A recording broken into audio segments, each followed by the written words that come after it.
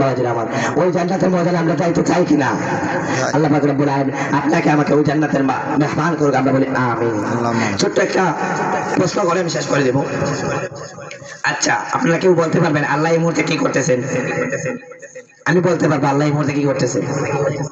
আল্লাহ এই মুহূর্তে আমাকে দেওয়াইয়া কোরআন হাদিসের কথা বলাইতেছেন। সুবহানাল্লাহ।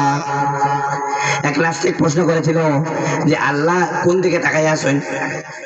উত্তরে দিল যে আল্লাহ সব দিকে তাকান, অনেকে বিশ্বাস করে না, কয় না আমি সামনে তাকাইলে পিছন দেখতে পারি না, পিছনে তাকাইলে সামনে দেখতে পারি না, তাহলে আল্লাহ কেমনে সমগ্র জাতি দেখে?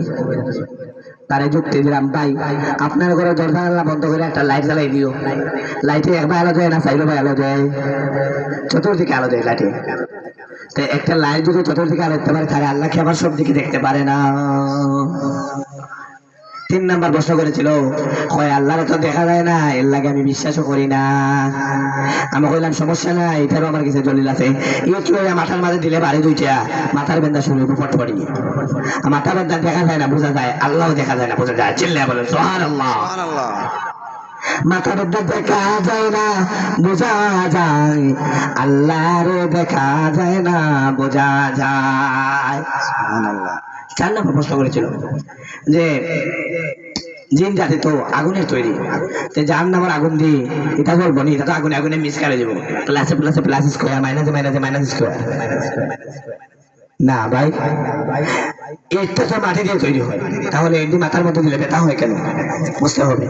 ঠিক তদ্রুপ ভাবে জাহান্নামে যারা হবে আল্লাহ তাদেরকে কঠোর আযাব দিবেন। ভাই এখনো সময় আছে, দিনের রাস্তায় চলে আসেন, এখনো সময় আছে, দিনের রাস্তায় চলে আসেন।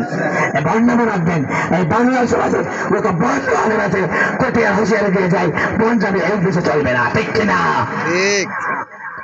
বন্ডামের জায়গা না এই বাংলার জমিন, বন্ডামের জায়গা না, এই সিলেটের জায়গা শাহজালালের জায়গা, এই সিলেটের জায়গা শাহপরানের জায়গা, এই সিলেটের মাটি শামসুল উলামা আল্লামা ফজলুল সাহেব রাহমাতুল্লাহি আলাইহির আঙ্গিনার মাটি। কথা বলেন ঠিক না বেশি? সুবহানাল্লাহ।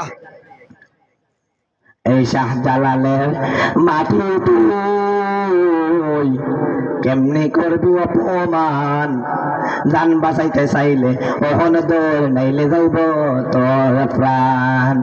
এই শাহজালাল ইয়ামানী রহমাতুল্লাহি আলাইহি যখন সিলেটের মধ্যে আসছিলেন, ওনার আজানে গোবিন্দর বিল্ডিং থর থর করে ভেঙে গেছে। সুবহানাল্লাহ। বাবাজিরা আমার, হাতে ধরি পায়ে ধরি মা বোনদেরকে বলি নামাজ রাখো, নামাজ পড়ুন, সামনে রমজান মাস, রমজান মাসে রোজা রাখুন। এই যে বর্তমান কোন মাস চলে? আরবিতে রজব মাস, কিন্তু আমরা যেটা খেয়াল নাই, আন্ডার কোন দিন হ্যাপি নিউ ইয়ার লিখতাম, হ্যাপি নিউ ইয়ার 1 জানুয়ারি 2026, আর নাই পয়লা বৈশাখ রঙের খেলা। কিন্তু কোন দিন মহরম আইলো, কোন দিন সফর গেল, কোন দিন রবিউল আউয়াল, কোন দিন রবিউল সানি, এটা নাই।